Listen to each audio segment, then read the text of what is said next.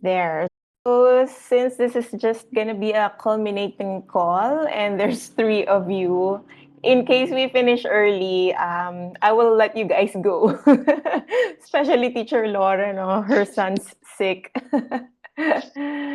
So prayers for healing and so we'll just be doing two journal reflection exercises or reflection pa rin, hindi talaga nawawala. The first one is what we call recapitulating. Yan. So I want you to go back to that time na bago ka nag-enroll. Sino at ano ka ba or ano ba yung mga pinaniniwalaan mo? And then in the span of the 3 months that we've been together and the lessons that you've learned, unlearned, what happened in between? So go back to the time, recapitulate what changed, what transitioned, or what shifted in your thinking or mindset. May nabago ba for the better or for the worse? Or ayun. So probably 7 minutes. And in case you're done na thinking and reflecting, you can just type in the chat na done. So kung early kayong matapos even before the 7 minutes is up, then we can start sharing. And in any case or in any time that some of you might have to go or leave, it's okay also to leave your insight or your reflection in the chat. Okay, 7 minutes. We start now.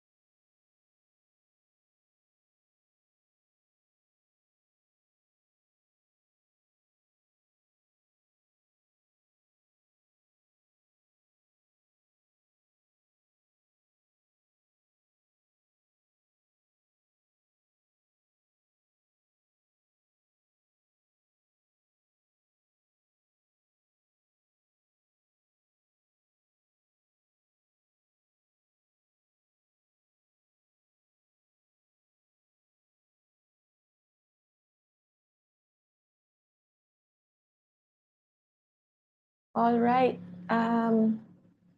Who's ready to share? Teacher May.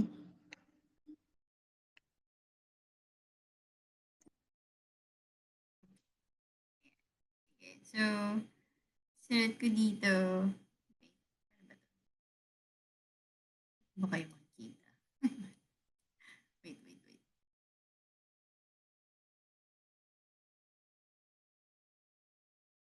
Sige.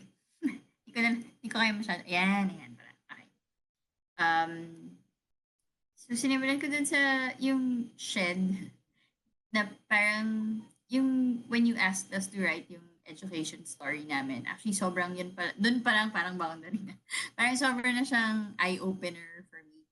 So, share ko lang rin na kasabay nitong program nito, I'm also doing another program pero it's more for spiritual formation. Tapos nakakatawa kasi ang title ng program naman nun, Wild Awakening. So, parang Wild Awakening tapos naman Braving the Outdoors. So, parang medyo tugma. And then, siguro yung reflection ko doon nga na parang yung learning ko, yung na-realize ko na, oo nga, parang yung journey ko parang mas nasanay ako doon sa template learning, yung alam ko na ito yung gustong marinig, so ito yung ibibigay ko. Na parang you're learning just to comply na kasi para pumasa ka, para magkaroon ka ng okay na grades, or para hindi ka pagalitan ni teacher, ganyan. Pero ngayon nga parang meron na yung desire to like own the learning, and kung doon sa spiritual formation parang you embrace the grace, and parang yung shift na hindi magkaroon ng mataas na grade pero yung you enjoy the process na parang it's being present dun sa learning moment more than yung parang iniisip mo yung ano yung yun ano yung grade or ano yung parang ano yung assessment na ibibigay ng teacher or whoever yan. So, yun. So, for this and for dun sa nakatawa lang na nagsabay. Yun. And then, yun. So, presence over perfection, process over yung pressure to produce something. Yun. Pero, yun. And then, um, siguro yung ano din, yung isa din na looking at the world through the eyes of children. Yung parang laging may childlike wonder. Yung hindi mawala yung namamangha ka even with simple things. Yun. Pero at the same time, parang yung balance nung gusto mong maging intentional. Kasi di ba parang we talked about, kunwari paano maging safe, anong opportunity, dapat alam mo rin anong opportunities na mas matutunan, makapagbigay ka rin ng lessons, gano'n na. Parang if you know the place, alam mo na ito yung pwede mong, ito yung pwede nilang matutunan, ito yung pwede nilang madiscover. But at the same time, parang allowing yourself pa rin to be surprised na hindi mo kontrolado lahat. Yun. And then, yun. So parang if things don't go as planned, parang okay lang. And meron pa rin beauty na makikita or makukuha from those moments. And thank you. Thank you. Ay, na siya. Gising na siya. Thank you. Hi, baby! Mukhang wala ka ng lagnat, ah.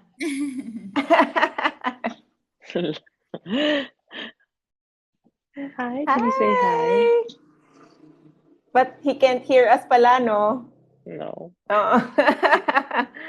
Vid lang.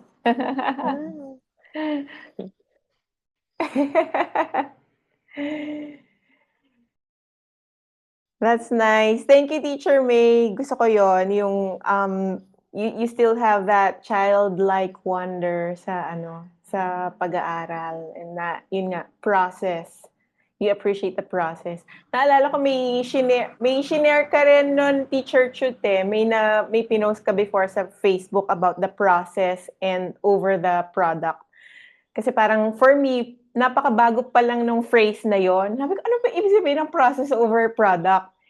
Yun pala, ayun nga, parang you don't have to make the school bus or the art project.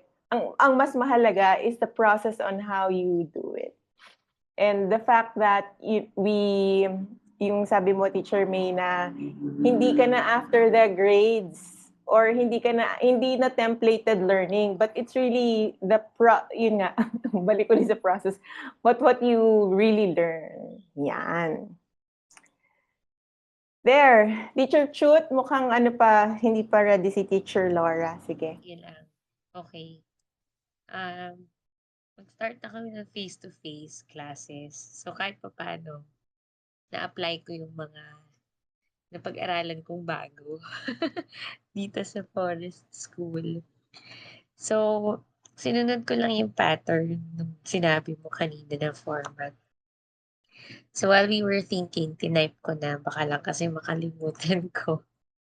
So, yun, initially, I enrolled in this course para matutunan ko how forest school works and to deepen my understanding. So, as we did our on-call sessions, I realized how flexible learning in forest school is. Hindi pala siya kailangan literal na forest. At saka hindi kailangan fixed environment. Kumbaga, hindi kailangan constant yung environment na gagalawan. Kumbaga, oo nga naman, anything outdoor is considered forest school. And the facilitator or the forest leader, kumbaga hindi mo naman pala kailangan.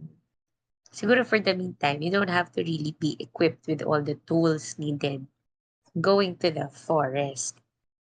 Learning happens wherever you go. You don't need to really prepare. Kumbaga, hindi mo kailangan mag-overthink kung anong gagawin mo sa class. You just really have to let the learning unfold. Hayaan yung mga bata to learn and it will just really flourish. So, ngayon, dahil may face-to-face, second week, gulat ako. Halos lahat hindi nagsasalita. As in, may 5 years old na kinakalabit pa ako tapos tinuturo kung ano. So, parang ako, binabaan ko talaga yung expectations ko. And nung binabaan ko yung expectations ko and I applied what the forest philosophy is, parang papasok lang ako. Ang nasa isip ko ngayon is, papasok ako, ihahanda ko lang yung materials, bahala na sila kung anong gusto nilang gawin out of it. I usually see how they develop through days, parang every other day kasi nag-meet sila. At first, pupunta sila, everything's mine. Everything I grab is mine. Kasi nga nasanay sila lang yung bata sa bahay. So yung first week really stressful for me kasi syempre you have to instill all the values of sharing, give and take, ganyan.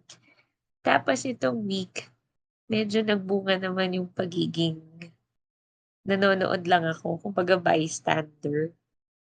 And for the parents to realize that they're learning, what I just do is summarize everything before we say goodbye. Parinig ba? Okay. So what did we learn today? Today we learned how to play with friends. We learned who has to play first with the toy before we get it from them. We don't have to force sharing. Yung mga ganun. And then, na-realize ko na parang, oh nga, parang regardless of the setting that you are in, as long as your mindset nag-change, everything will be parang, hindi na siya relaxing, hindi na siya stress teaching, kumbaga. Kasi before, when I do play-based, very concerned ako na, hala, anong stations, ano-anong centers ang i-ready ko para mas maano sila, may matutunan and all. But now we just focus on, kumbaga, offering whatever we have and just focus on, for example, oh, this is our activity. Kung ayaw nila, okay lang. Parang just let them be and see where it will lead. Tapos yun, ang mas na-educate yung parents, sila yung mas nagte-thank you. Kasi may mga parents na hindi kaya mag-let go. So, kasama sila sa loob. May time, meron pang isang parent na parang, kayo na lang po teacher, gusto nyo. Yun yung at the back of my mind, yun yung gusto kong sabihin. Kasi parang, "Ay, ang galing-galing naman, you're singing already." Ta's alam mo yung titingin sa teacher na parang, "Pansinin mo yung anak ko, galing-galing." At that schedule, ako yung parang kumbaga nag-a-assist lang sa head. Sabi ko, "Mommy, let's just observe what your child is doing and see saan po kung ano yung mararating ng anak niyo." Kasi the more we say it, nadi-distract po sila. Ta's yun, after a few days, nagti-thank you yung mommy, "Ay mommy, oh, improving na ako, nandito na lang ako sa waiting area." Yung mga gano'ng level. So yun, I think, what I learned here is to really more for the parents. Kasi parang, um, added learning for me. Kumbaga mas nandun yung urge to share what I learned to other caregivers. Para they would really parang feel na I don't need to pressure my child to learn this. I don't really need for them to instill this kind of values, ganun. Natitiri ako, sorry. Pero kasi ganun, parang if you're really after formation of kids, caregivers talaga yung parang kailangan i-educate. And I thank you for this opportunity to parang strengthen what I advocate for for the kids. Yun lang. Thank you. Ano ba 'yan? 'Pag sinimulan, nakakahawa 'yan. Nakakahawa ang tears. Thank you for braving it, Teacher Chut. Mahirap 'yun. So the parents ba are inside the classroom? For those who can't parang yung mga batang todo iyak, ayoko namang i-force. Yes. So, parang para hindi ma-develop yung trauma. Hmm, Sabi ko, "Mommy, come on, samahan niyo na po muna. Tapos 'pag ready mm, na mag-let go, palayo lang po kayo ng palayo hanggang ready na yung child hmm, to go on mm, their own." Meron akong tiniis na isang bata kasi alam ko yung iyak niya. Iyak na naglo-long lang for the child. First time namin na parang 2 days siyang talagang yung mommy, "Sige po, kunin niyo na sa'kin kahit umiyak." So, ito yung second day na umiiyak siya sa class na hindi talaga pinuntahan ni mommy and all. Nakakatuwa kasi before we ended the class, siya na yung nag-stay na huli kasi ayaw na niya umalis. Parang kumbaga naka-adjust na siya, parang ang lagi ko lang sinasabi sa kanya, "Mababasa yung mask mo, o tignan mo puro sipon na. 'Pag umiyak ka pa mababasa ulit yan, wag ka na umiyak." Imbes na, "Come on, let's just finish this and we're done." Parang kumbaga inaano ko na lang yung attention niya na when you cry, your mask gets wet, we wipe it again and again. Next time next time I won't wipe it, ikaw na. Inabot ko na sa kanya yung bimpo, after nun ayaw na niya umiyak. Kasi parang, oo nga naman, lagi ako nagpupunas and all. Ta's yun na, natahimik na siya hanggang sa observe na lang siya ng ginagawa ng classmates. And then he stood up on his own and played already. Ayun. Yay, thank you, Teacher Laura. Okay. Um, yeah, parang it's been such a journey from the beginning of the sessions na I think I really enjoyed parang the modules being linked to each other. And I think when I started, I had this um feeling na I was just going to take bits and pieces and see how I can piece it together with my own educational philosophy and pedagogy, and see what I can come up with. And I think, as the modules went on, it was clearer parang to me na um, it was important na it wasn't just exposure to nature, but also immersion into nature that was important for the children to have. And so that experience parang was valuable in itself, and especially coming from 2 years of online uh, education, where the children have been so deprived of just breathing fresh air or even touching grass. Na parang, I think what Teacher Truth said, na parang it doesn't matter anymore if there's no forest, but we just have to start somewhere, to be able to allow the children to be able to develop, um, these skills that we were talking about, which is, my favorite of all is risk, because I think parents here in the Philippines are so preventive, and not only I think the parents, but because we have such a strong yaya culture also, it's the yayas who are most afraid of the risks. And we see through the videos how the child develops through taking those risks. And oh, wag ka dyan kasi mahulog ka, or baka matapilo ka. And I think that's where really we've deprived the children. And there are so many, I think parang in my experience, there's so many places that the parents take children to, where there is the parang those parang play groups, or like those playgrounds na, okay, there's a risk here, so parang ma-encounter ng bata yung risk, pero parang it's so calculated, and it's, when the child takes this risk, the outcome is always the same, compared to, like, if the child goes to the same natural playscape or natural playground that the forest school presents itself to be, the risk might not be the same every time.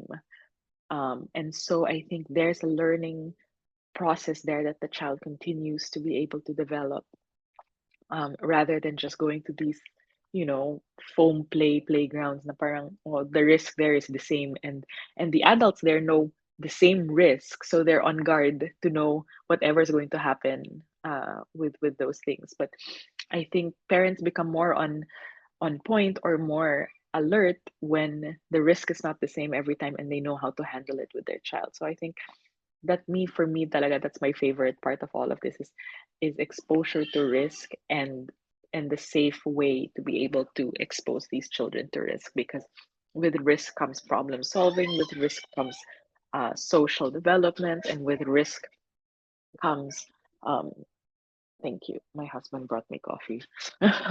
With risk comes, all of these learning patterns that the child can really learn from. So we don't have to create that curriculum anymore. That Teacher Truth and I think as preschool teachers are always like, what's the child gonna learn today? What am I gonna tell the mom at PTC kung anong nalaman? Parang sapat ba yung tuition fee kung wala, kasi parang gusto ko sabihin, yeah, it's a process, and the parents was like, well, the tuition fee is not a process, I want to see the product of the tuition fee. And parang gusto kong sabihin, the product of the tuition fee is not at the end of the school year. It might be when the child is 18, it might be when the child is like 25, and that's, I think, the hardest part working with children under the age of 6 talaga, is that the product really doesn't come at the end of the school year, but the product comes with the child that has been formed from the seeds that have been planted at this age. When they get to May, na sana parang, after Teacher Truth and I have already worked with them under 6, pagdating na nila kay May, sana okay na silang tao. Yun lang. Thank you, Teacher Laura. Yeah, risk talaga. Parang ito lang, the kids are not getting enough risks in regular school. So it's important that we ano ba, supplement and enrich their experiences. Yeah. Okay. So for the second part, we'll do casting naman. If recapitulation was going back in the past, what you learned, what shifted, what transformed, siguro casting is, okay, now that you're mindset has shifted now that you have unlearned. How do you see yourself in the future with this newfound knowledge or with this new reflection or this new insight that you've had? Ano na gagawin mo? Ano na next step? Who will you be? Or another way of looking at it siguro, okay, today is June 16, 2022.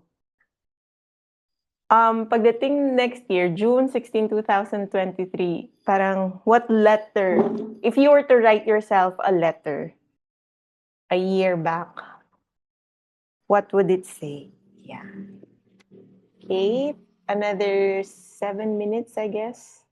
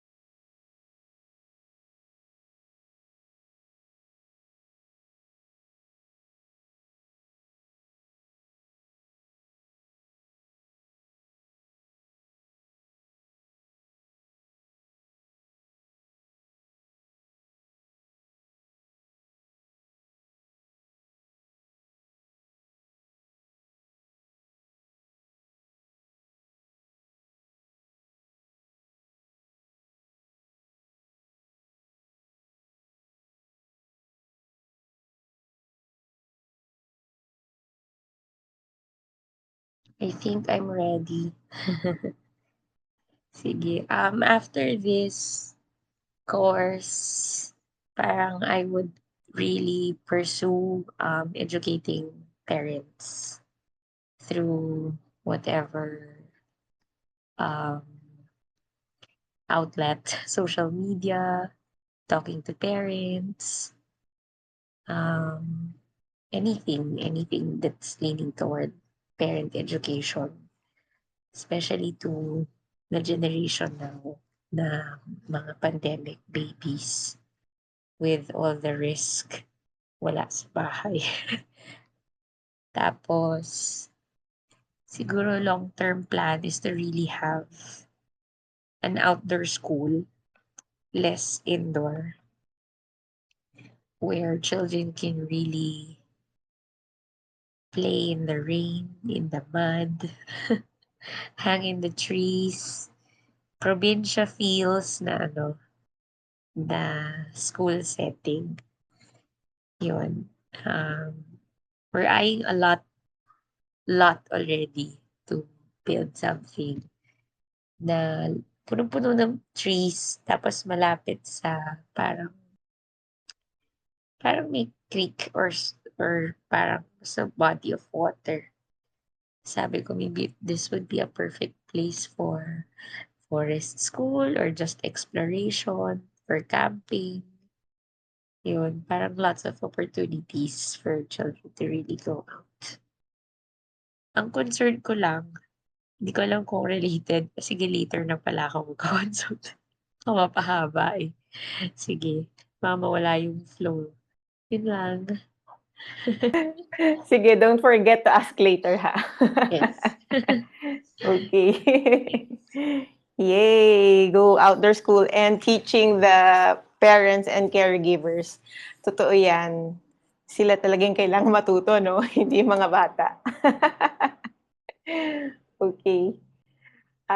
Who's ready?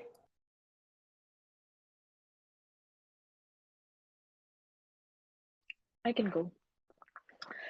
Um, yeah, I think parang just like Teacher Truth also, uh, the focus for parents and me being a new parent and always having been an educator, like that's the advocacy now also that that you're leaning towards and just that journey of being able to evolve and being a role model na exposing myself to the outdoors separate also from my child so that I also understand um the flora and the fauna. Like here's the states, parang my husband was like, oh, that bird, and I was like, what? Wala akong alam dyan. So parang alam ko lang Maya dito or whatever, and then syempre we're in his hometown, so parang lumaki siya dito, alam niya lahat ng ano, tapos ang sinasabi lang niya, wow, very rare, very rare. Ito naman ako na parang ako, wow, very rare nga. Tapos naisip ko, parang everyday na namin nakikita to, parang hindi na siya gaano ka-rare.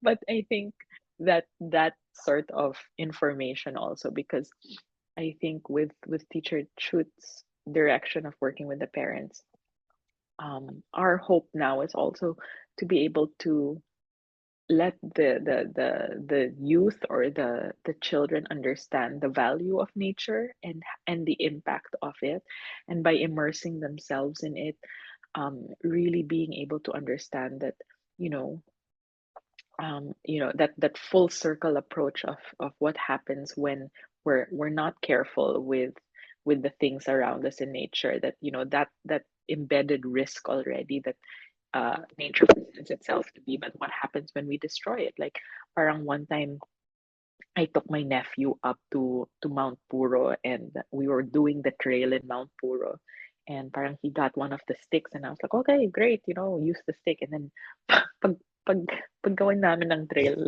yung stick na kinuha niya, hinahampas niya sa lahat ng dinadaanan niya. So parang what's the point of this? And parang where's the threshold of it? So how to be able to impact it. And I think that's also what Teacher May advocates for, and really needs to educate that as the children grow up, that what happens when we don't have this anymore. To us, it's not just a natural playground, but then it impacts the weather, and it impacts everything that we have to do, and this whole recycling. It's parang a package deal, but if they already are immersed in it early on, um, then you parang one step there already. So yeah, I think to educate myself, and then to be that role model, and to start with that, um and to know, parang when my son points to a tree, I can say like what kind of tree it is. It's not just, what's that tree, ano yan, tree din. So parang what kind of tree. So parang now lang you're able to distinguish, hindi siya lahat flower, or hindi lang siya lahat bougainvillea, or hindi lang siya lahat santan, pero suddenly what an ilang-ilang. Parang I know what the smell of an ilang-ilang is, but I don't know. Kasi syempre lahat ng fragrance at cologne may ilang-ilang scent, or yung massage oil. Pero parang we were in the park and my mom was saying, oh, that's an ilang-ilang flower. Sabi ko, wow, parang ngayon lang ako nakikita ng ilang-ilang and to be able to identify it. So parang I think putting a name also to everything so that the children can be able to appreciate it. And when you ask them what's your favorite flower, they can name it. Kasi parang pag lahat ng children, what's your favorite Paw Patrol? Alam nila. Pero pag flower, wala silang favorite flower. Si Paw Patrol lang ang kilala niya. Tapos ang favorite Marvel. Pero parang it's sad then that the children don't have a favorite flower, or don't have a favorite tree, Mitch, or don't sorry. have ganon. Sorry to interrupt. Parang naputol yung audio mo for a while. Oh. Oh, Is it there? you were mentioning Paw Patrol kanina and then it got Yeah, off. Okay. so parang it's sad na when you ask them who's your favorite Paw Patrol, meron silang sagot. Pero when you ask them what's your favorite tree, parang wala silang sagot. Or what's your favorite flower, wala silang sagot. Kasi wala silang alam. So parang I think that's where I'd like to go also in being able to be a support to the children in nature. Yun lang. So, ikaw na mismo lalabas, ha, Teach? Hindi na ako madidiri sa mga worms tsaka sa mga higad na oh my god. Mag nature walk na kayo ni ano. Sorry, what's the name of your son? Mikael. Mikael, ayan. Mag nature walk kayo araw-araw ni Mikael. Thank you, Teacher May. So for me, actually parang ganun din, no?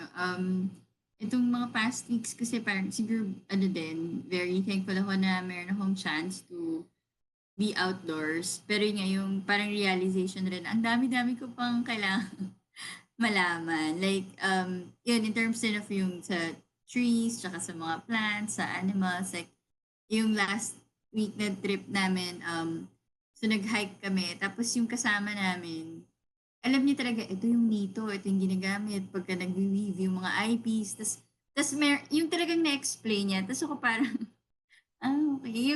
Yung ganun din na parang kung hindi pa niya tinuro, hindi mo rin maiisip na ang special pala nitong plant na to na nadaanan natin. Ganyan. Pero yun. And then, siguro yung part rin na parang, yung sinulat ko parang surviving in the wild. Kasi parang, kunwari, um, yun, parang, paano pag nandun ka, how do you make sure na ako mismo safe ako, ganun. Kasi like, when we went, hindi ko kasi alam na aakit kami, so yung mali yung sapatos ko. So I ended up walking barefoot, kasi parang hindi ako mas madudulas. Yung mga ganun, pero yung, or pag nasa outdoors ka, paano ka mag-prepare ng food, paano ka paano mo i-keep yung sarili mo safe, or paano ka yung mga ganong stuff, parang survival stuff, na parang feel ko, maganda din silang matutunan. Pero siguro sa work naman yung ngayon nga na nakakabalik na ulit sa face-to-face, yun din, paano rin siya mas ma-integrate nga yung mga natutunan natin. And paano rin na hindi lang information, pero yung values rin and yung appreciation nila for nature. Like yung, meron kami kasi isang activity na ang nangyayari dahil ang dami ng laman ng module, ito assignment nyo na lang.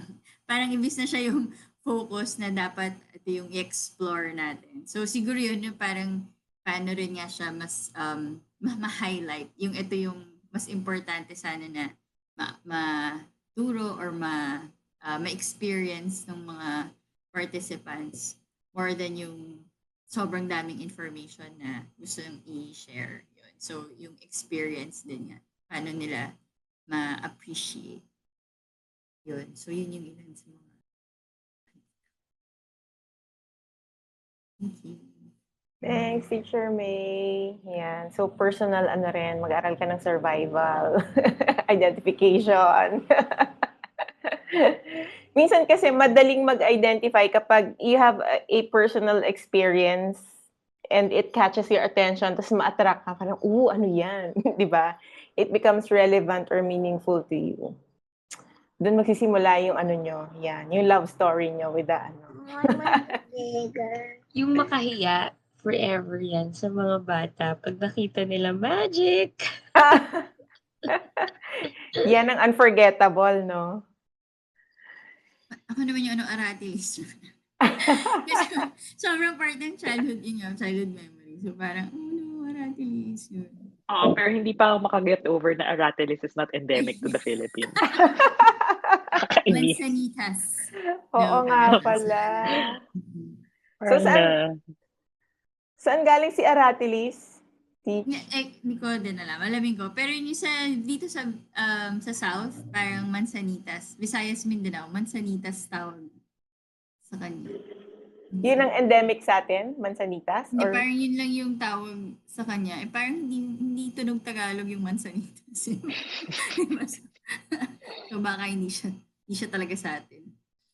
Ayun. Pero merong gano'n 'di ba, yung parang maliit talaga na mansanas, Mm, 'di ba?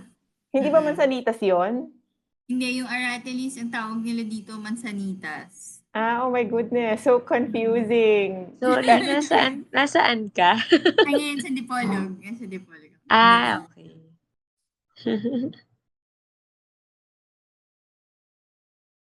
Yan lang.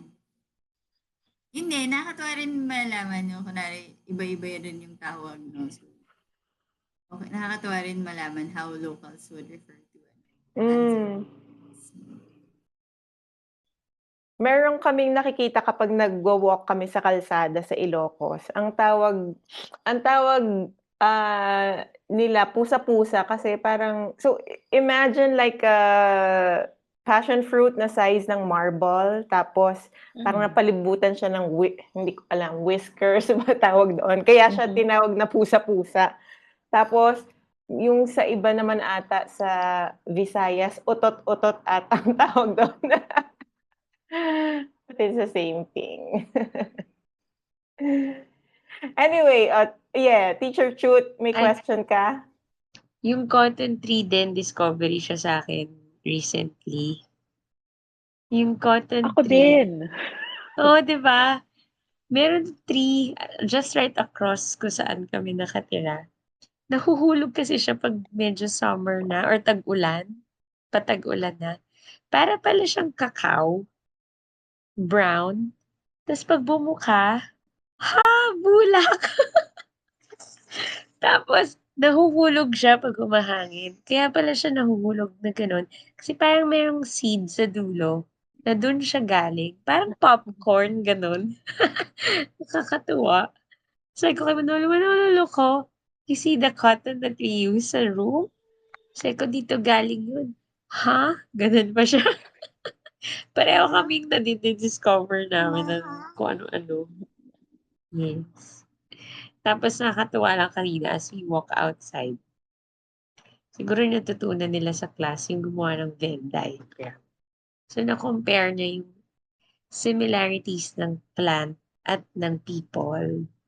Sabi niya, "Mama, did you know that plant and people have the same um, or have similarities?" Sabi niya, like the plant, it has a trunk, people has their body. A plant or a tree has leaves, people have hair.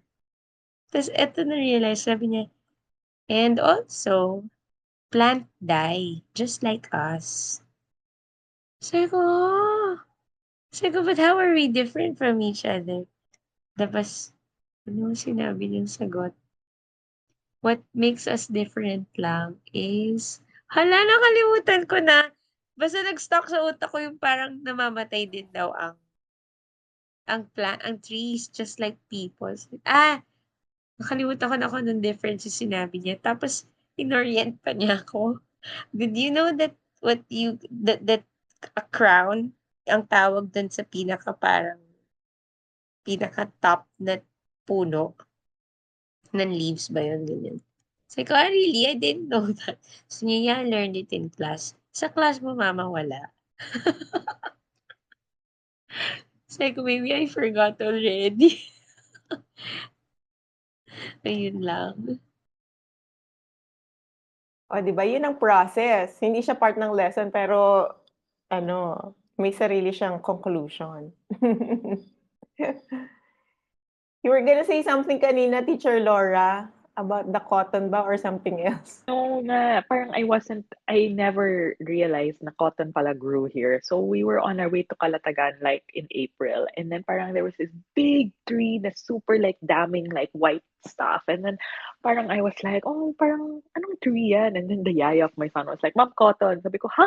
Cotton? And it's lang ang dami. And it was so beautiful. I took a picture of it kasi parang I was like, what? And then she was like, yeah, mom, sa Bacolod, ang daming ganyan, parang cotton trees lang. And I was like, oh my God, I've lived here. I was born and raised here my whole life. Never did I realize na parang nag-grow pa lang cotton dito. So parang, well, you wait till 40 to find these things out sa Philippines. It's never too late, di ba? So parang start young na lang para hindi mo alam na parang lahat ng lahat ng things pala galing abroad or something like that. And it's such a pretty plant pa. Such a pretty tree. Sa UPLB, I think merong isang malaking cotton tree doon, and when it begins to like in fall, parang nagkaka-asthma ata yung mga may allergies doon. Kaya, oh no, Parang cotton pollen. season. Yun. Kiara, thanks for joining us. Medyo tapos na si ang ating call except for one question from Teacher Chut. But if you'd like to share, yung question lang is what are the things that you've learned or how has braving the outdoors transformed you? Yan. Kung hindi ka pa makasagot ngayon, I'll give you a few minutes while I answer Teacher Chut's question. And then I'll put you on the spot later. Okay? Sige. Teacher Okay. Chut, yan. Sige. Back to you. I have parang based on my parang enrollees sa class, sa school, dumadami ang children with autism. Parang sa ratio namin na 8 kids per class, there's always 1 or 2 sa 8 na yun. And then, parang I pushed na every Friday outdoor kami. Kasi nasa naman kami parang amenities ng condo. So we can go to a gazebo. Doon kami magpe-play. Kaso ang katabi, pool. Naisip ko, how do you handle children with autism sa forest school? Kasi sa experience ko last Friday, nung nag-outdoor kami, as much as I want to keep the girl from playing outside, nandun na yung risk na tatalo na siya ng pool na hindi ako ready. So I think we have to go back inside for the safety of your child. Sinabi ko na lang sa dad. Kasi yung dad, parang sige, nakikita ko naman kaya mo. Aakit, kasi very risk play yung bata, which I support, pero parang doon na ako natakot na kahit anong sunod ko sa'yo, kahit anong lakad natin, you still really go back to the edge of the pool and parang nandun na yung feeling na magja-jump. How do you go about it pag forest school and then you have children like those needs na medyo kailangan one-on-one?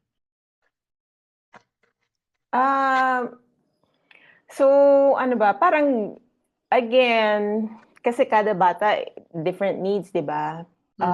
Siguro the first few sessions, gusto ko na very close proximity na, pero hindi kaya na ikaw lang mag-isa. Kailangan meron talagang Shadow. Yes, oo. Do you have in your class? Lalo na 8 kayo, no? For those, dalawa kami partner, pero pag alam namin na medyo hindi namin control, like for example, pag nag-tantrums, nananakit, hindi namin ina-allow na iwan sa amin. Kasi we always say, this is a play school and we're not equipped to handle those things. And it's for the child also to have a shadow teacher. Para alam namin, or the shadow teacher will guide us and help us how to handle your child. It's more for the child. Parang yun yung nasabi namin. Pero this kid kasi, hindi naman siya nagtatantrums talaga. Kumbaga manageable naman. She just goes up the table, goes down, slide. Pero pag water play siguro, kasi first time namin na may water siyang nakita. Ayun, parang doon ako natakot for her. Parang siguro, yun, parang paano pag outdoor lahat? Outdoor parati. So you require shadow. Oo, lalo na, I mean, the first few sessions or pag talagang alam or sa tingin kong kailangan niya talaga, edi hindi ko talaga papaalisin si shadow. Matawag na shadow teacher ba tawag mo doon? Yes. Oo, and partly siguro the training will be on the shadow teacher also that okay, ito yung ginagawa namin sa forest school or we allow them to take risks. May isang kid na nag-join before na yon na may autism, para sobra silang fearless. Mhm. Parang wala silang sense of danger. Kaya, and Yes. lalo na pag kunyari, yung sa inyo outdoors, parang grasslands lang, ano? Ang risk is the pool. Pero pag nasa, for example, sa creek ka, mas maraming hazards doon kasi madudulas, madadapa, malulunod, Yes. and mas marami. So, ganun lang. And yun, I guess, just connecting with the child, eventually makikilala mo, I mean, what does this child want to communicate or what does this child want to do? Okay ba yung communication ng bata? O Hindi rin. hindi rin? Oo, Mm. ayun. So, Okay. ganyan. How old, Teacher Truth? 4. She sings, pero alam mo yung kailangan yung ears mo parang kailangan nakatuon talaga sa sinasabi niya for you to understand her better. Ayun. Yun. Ang hirap eh. Yes, and you need the extra hands. Ako pag ganyan talagang I will ask for help. And probably yun nga, teach or train na lang din yung si shadow teacher. But do you have a partner when you go on a walk? Ngayon, kasi for nature walk, kasama talaga mga parents eh. Okay. Oo, so hindi ako worried sa ganong scenario. I see. Got it. Okay, Kiara, are you ready? Ikaw na lang. Yes po, buti nakahabol. So, learnings ko po about braving the outdoors is, kasi marami. Kasi it really changed my view when it comes to education, lalo lumaki ako sa traditional approach. And lately, mas lalo ko siyang naintindihan and actually nito lang kasi may one time since mahilig na talaga siya, yung anak ko po, mahilig na siya mag-akyat baba dun sa stage na dito sa school. Nung una, parang sobrang kabado pa ako pag tumatakbo siya back and forth kasi syempre medyo mataas. Tapos baka siya mahulog or ganito, ganyan mangyari or biglang tumalon. Eventually, nung sabi ko, sige, hindi muna ako magsasalita. Tapos nood-nood lang ako sa kanya habang nananakbo siya. Pero yung kaba ng puso ko, as in, dugdug talaga. As in, sobrang kaba ko. Pinipigilan ko lang po yung sarili ko. Tapos, nung siguro mga after 5 to 10 minutes, kita ko naman, ano na siya, alam niya kung kailan siya hihingi ng tulong. Ayun, parang doon na ako nag-let go na, okay, ganun nga. Alam talaga nila kung kailan nila kailangan ng tulong. Talagang, yung bata or yung child nga po is, they know their strengths, they can sense danger along the way.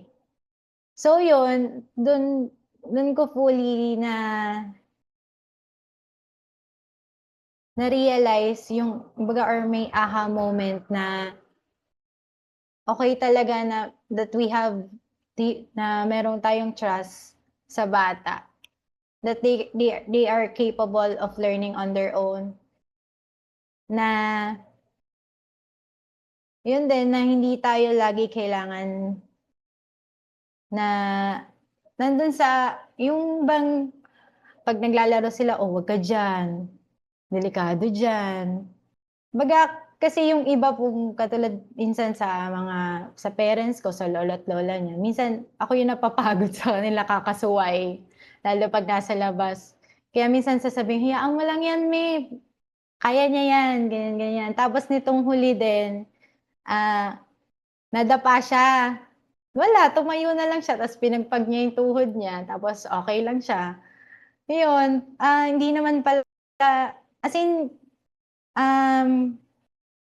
kaya nila. Kumbaga tayo po, parang minsan kailangan talaga natin mag-step back. Lalo na sa yung mga learning opportunities na na-encounter natin throughout the way. And then, ano pa ba? And yung sa forest school din, I think di lang siya, maganda rin siya i-apply as a parenting style. As in, yun din yun na parang it is important talaga na bibigyan natin yung child ng freedom to choose or freedom within limits din na yung ibibigay natin sa kanila na guidance or freedom talaga. Yun po. And then,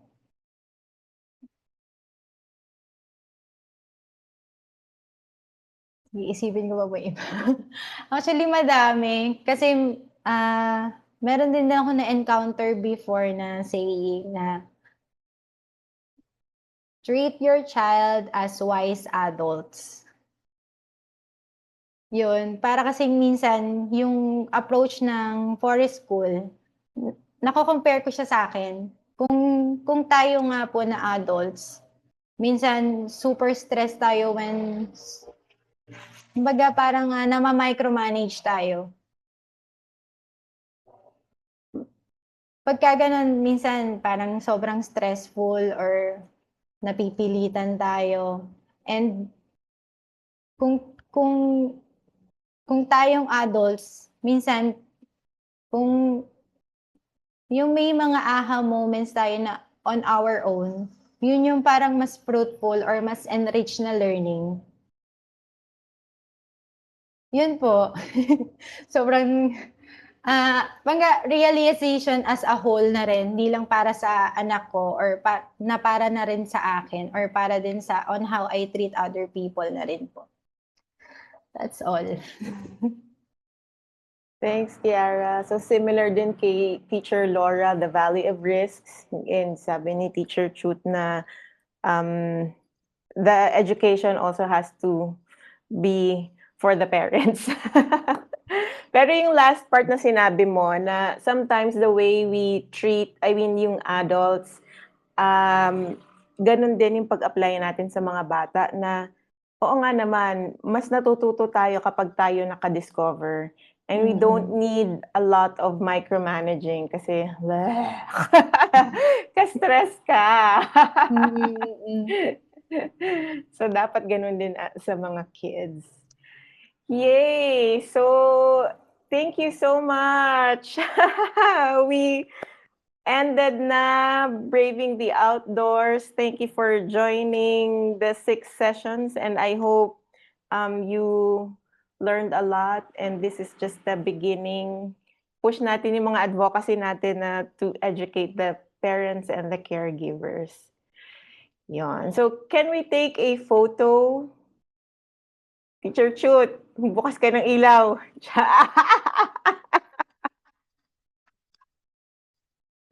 Pakita mo ang magandang Coach fest. naman. Habak!